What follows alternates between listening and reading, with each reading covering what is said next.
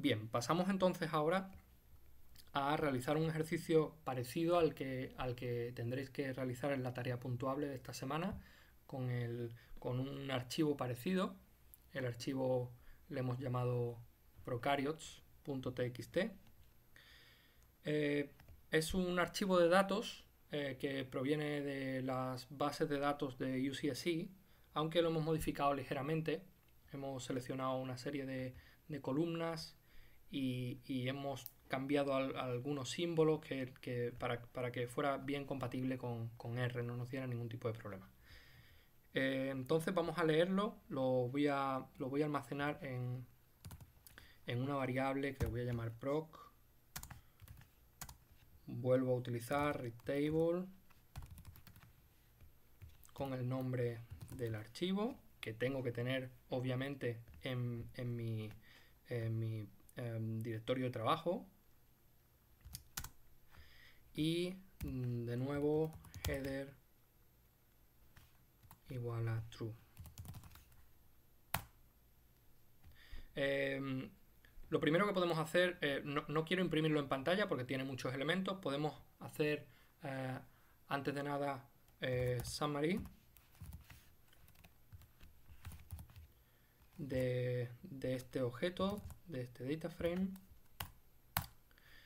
y aquí vemos de cada columna, vemos que tiene las columnas nombre de organismo, grupo, subgrupo, tamaño megabase. Todo esto son columnas,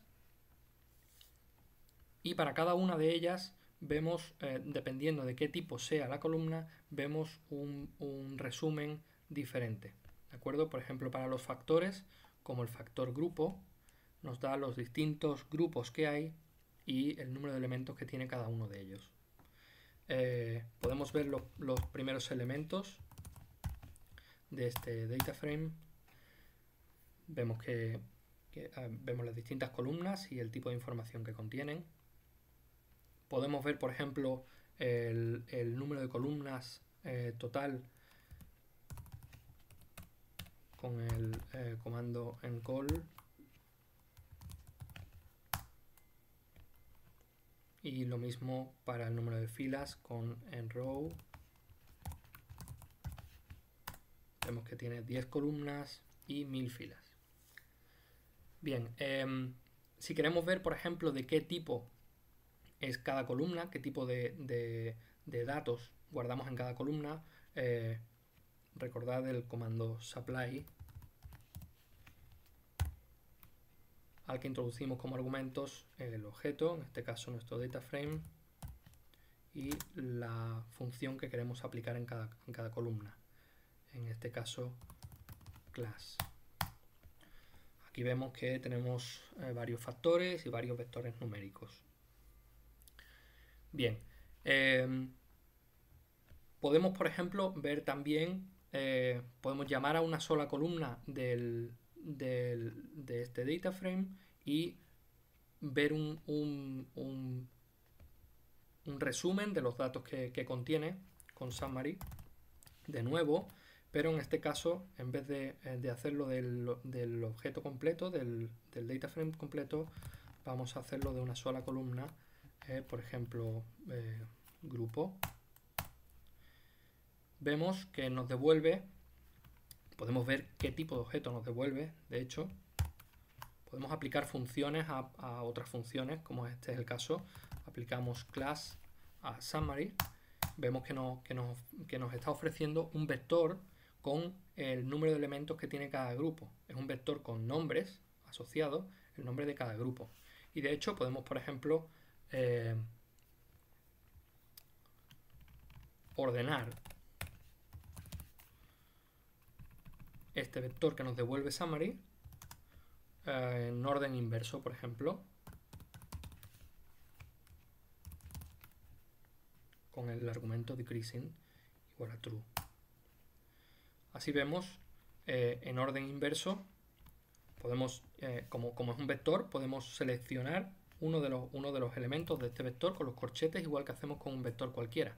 Seleccionamos el primero, por ejemplo, de este vector ya ordenado, después de hacer el sort, y vamos a tener, por ejemplo, el grupo de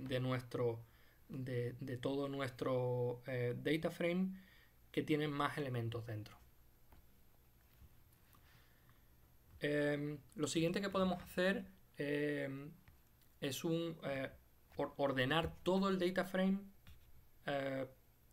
con los datos de una columna. Por ejemplo,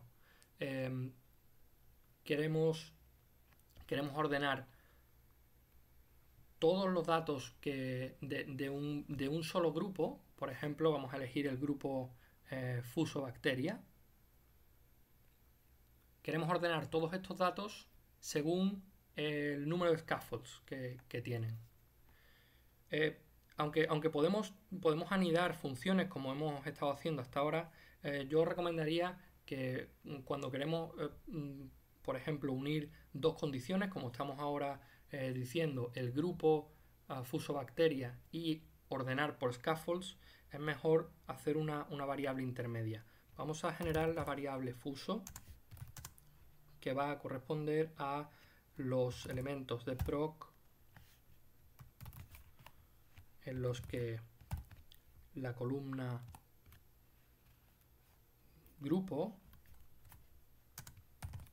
es igual a Fusobacteria y el índice de columna vacío. Vamos a tener un nuevo data frame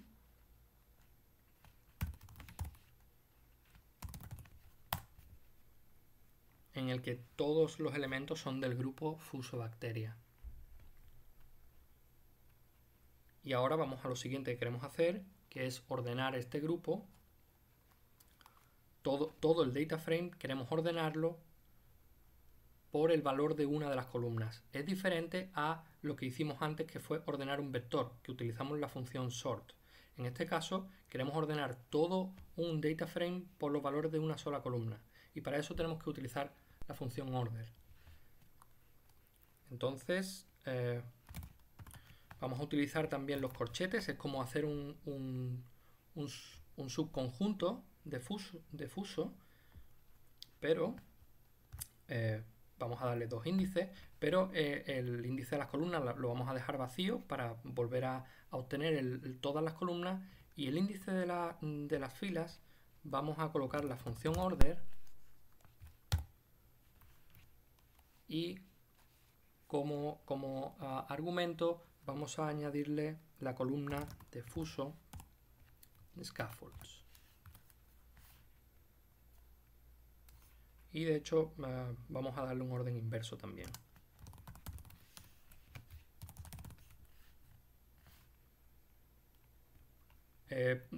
Si ahora pulsara intro, vería todos los datos de este nuevo data frame que estamos creando. Pero si lo que me interesa, por ejemplo, es ver solo la primera fila, vamos a volver a hacer un subconjunto del nuevo data frame que estamos generando, en el que solo nos va a aparecer la primera fila. ¿De acuerdo? Aquí estamos viendo el organismo del grupo Fusobacteria que tiene un mayor número de scaffolds. De hecho, si comprobamos con la función max, el número máximo del vector, en este caso sería un vector fuso, la columna scaffolds, nos va a dar 379, que es el número de scaffolds que tenía Fusobacterium nucleatum, que es el que nos había salido como primero de la lista. Podemos también aplicar funciones a una columna o un subconjunto de datos que provienen de una columna. Funciones propias de vectores, como acabamos de hacer con Max. En este caso tenemos que tener en cuenta que si en la columna hay NAs, tendríamos que utilizar el argumento na.rm volverlo a true, ¿de acuerdo? Por último, vamos a utilizar la función split, como hemos hecho con el ejemplo de las medidas, para aplicar funciones a cada uno de los grupos una vez que hemos dividido el data frame por un factor. Por ejemplo, vamos a generar ahora otro data frame distinto, vamos a llamarlo Proteo, y van a ser todos los elementos de Prokaryotes en los que el grupo es igual a Proteobacteria.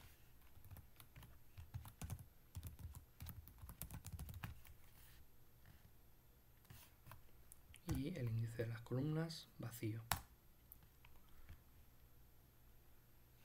Y ahora sobre este nuevo data frame vamos a aplicar con supply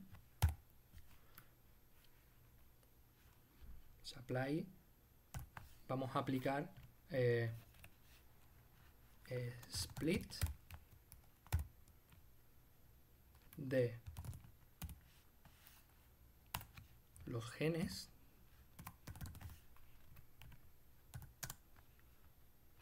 respecto al factor subgrupo, por ejemplo.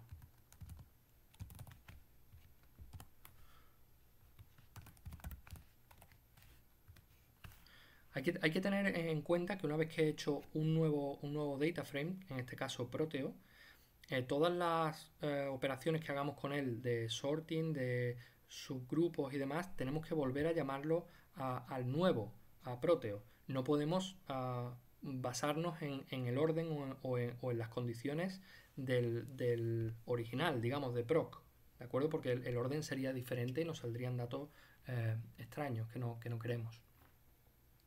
Entonces, en este caso estábamos aplicando split a los genes de Proteo respecto del factor subgrupo, ¿de acuerdo? Y a esto, con el comando supply, vamos a aplicar la media. Vemos ahora la media de cada uno de los subgrupos. ¿Qué ocurre? Vemos subgrupos que no están presentes en el nuevo data frame Proteo. ¿Por qué? El nuevo data frame Proteo, si hacemos un summary,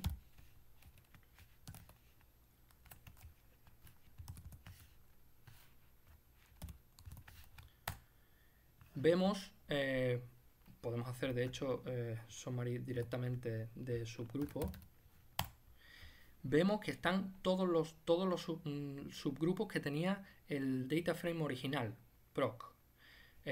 Cuando hacemos un subgrupo, aunque tengamos un data frame nuevo, este data frame hereda del original todos los elementos que tenía, aunque en este caso estén vacíos. El subgrupo Fusobacteria, por ejemplo, está vacío en este nuevo data frame. Para evitar que nos aparezcan estos subgrupos que están vacíos, podemos utilizar en el comando split el argumento drop,